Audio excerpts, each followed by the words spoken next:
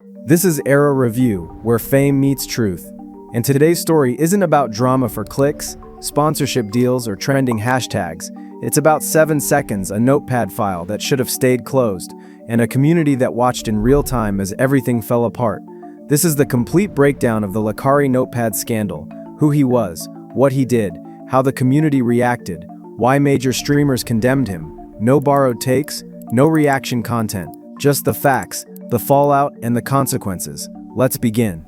Tremel Tennyson was born on June 30, 1989, in Texas, and would go on to become a prominent figure in the streaming world. He launched his Twitch channel in 2017, steadily building a dedicated audience over the years. By 2024, his channel reached its peak with an impressive 354,000 followers, cementing his position as a successful content creator. As of January 2026, just before the scandal that would change everything, Tennyson maintained a strong following of 294,000 viewers who tuned in regularly to watch his content. Before 22 January 2026, Lacari was a respected name in his niche, a speedrunner, a variety streamer, known for fighting games like Tekken, God Hand, and Dark Souls, but his real brand, League of Legends, gacha games, anime content, high energy, unfiltered commentary, the kind of streamer who said what he thought. No filter, no script. He was affiliated with Mythic Talent and the OTK streaming group, major organizations in the streaming world. He streamed on both Twitch and Kick. He had sponsorships. He had collaborators. He had a community that defended him through minor controversies, and he had a girlfriend, fellow streamer Quqco. From 2022 to August 2024, they were one of streaming's power couples. They traveled to Korea together. They played League of Legends together. They made content together, until they didn't. On 20 August 2024, Quqco announced their breakup on X. Lacari and I broke up. Our lifestyles are very different, and don't fit in with each other as well as we'd like. Lacari likes to play games, and I like traveling. She posted a YouTube video titled Why Lacari and I Broke Up, citing lifestyle differences, clashing priorities, and career focus.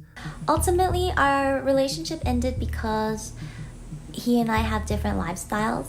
He prefers playing video games and I prefer going outside. And for a while, we tried really hard to compromise and make it work.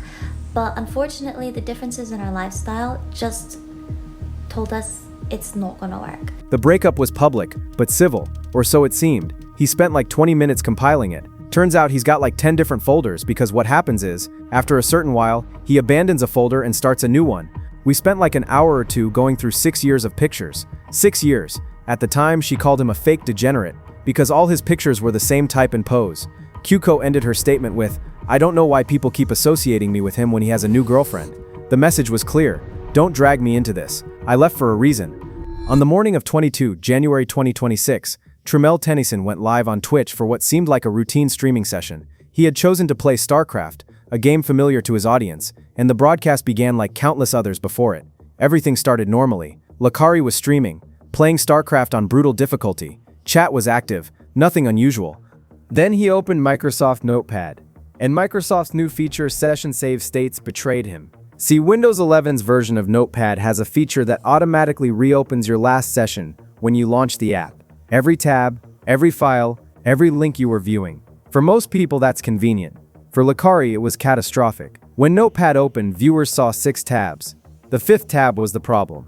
It contained text that read, Folder Couples Teens, followed by a link to an EM load folder. The link was visible for approximately 7 to 10 seconds. Lacari immediately moved the Notepad window to his second monitor, but it was too late. Chat exploded. Screenshots were taken, screen recording started, and within minutes the clip was on Reddit. Viewers who investigated the EM load link reported finding access to over 1,700 files. The file titles included disturbing terms, jailbait, new family, teen, girls and animals, and lolicon. These terms suggested the folder contained child sexual abuse material, also known as CSAM, and other illegal content. The link gave anyone who clicked it direct access to these files. It wasn't password protected.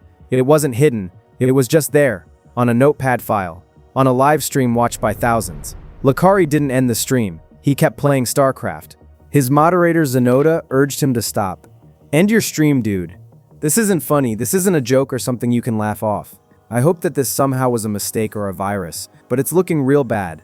You need to get help. I'm unmodding myself and unassociating with you. Peace. Zenoda's message appeared in chat, public for everyone to see. One of Lacari's most loyal moderators just quit, live on stream. But Lacari kept streaming. He tried to explain. He claimed the file got downloaded automatically while he was browsing a website. I was surfing a site, okay? The stuff got downloaded. Like I didn't trigger a download. It got downloaded. I opened up the text document. I saw what was in it. I deleted the text document. I deleted the text document. I deleted it. But the problem with Windows 11 is that even if you delete the text document, it apparently still stays there. So it was still there. How does it end up there? Okay, let me explain what happened. All right? I was surfing a site. Okay? The shit got downloaded. Like, I didn't trigger a download, just got downloaded. I opened up the fucking text document. I saw what was in it. I deleted the text document. I deleted it. But the problem with Windows 11 is that even if you delete the text document, it apparently still stays there. He ran a malware byte scan on stream. The scan came back clean, no virus. He even mentioned he would delete his hard drive, and then in what can only be described as the worst possible move, he showed another Notepad window where he claimed streamer Asmongold had DM'd him, saying he needs a second PC for that type of stuff. Asmon messaged me and said, bro, you need a separate PC for that stuff. Oh my god. Asmongold later clarified on X. Info had just come out and the clip I saw had the names and everything censored. Obviously, I wouldn't have said this if I knew what the content was. His tweet got over 10,000 likes in one day. The damage control attempt backfired spectacularly. Hours after the incident, Lacari was banned from Twitch. Attempting to access his channel showed, "This channel is temporarily unavailable due to a violation of Twitch's community guidelines or terms of service." He was also banned from Kick. His channel became completely inaccessible. Initial reports suggested both bans were permanent. However, conflicting information emerged later, suggesting the Twitch ban might only be 7 days, raising serious questions about how Twitch enforces its policies on CSAM-related content. Either way, his channels were dark. His VOD was deleted. The stream footage was gone from official platforms. But the clips were everywhere. Mizkif didn't hold back. During his own stream, he reacted to the Lacari clip. Who has a lolly link on their notepad by accident? His reaction video went viral. The message was clear. This wasn't defendable. On January 23, 2026, just one day after the incident that sent shockwaves through the streaming community, Lacari finally broke his silence. After a tense 24-hour period during which his followers anxiously awaited a response, he took to X, formerly known as Twitter, to post his statement addressing the controversy that had erupted around him. Here are his exact words.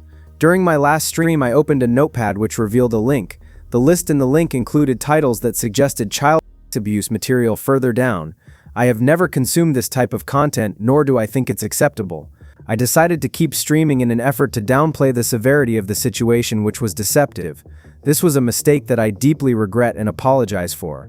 The link gave access to abusive material for anyone to see. This is serious and harmful. I recognize that trivializing abusive material on stream is not okay and can lead to real harm. It's my responsibility to provide a safe space for my community and peers, in which I failed to do. I am taking real steps to change my ways. I've admitted myself into an addiction recovery program that will last 30 days.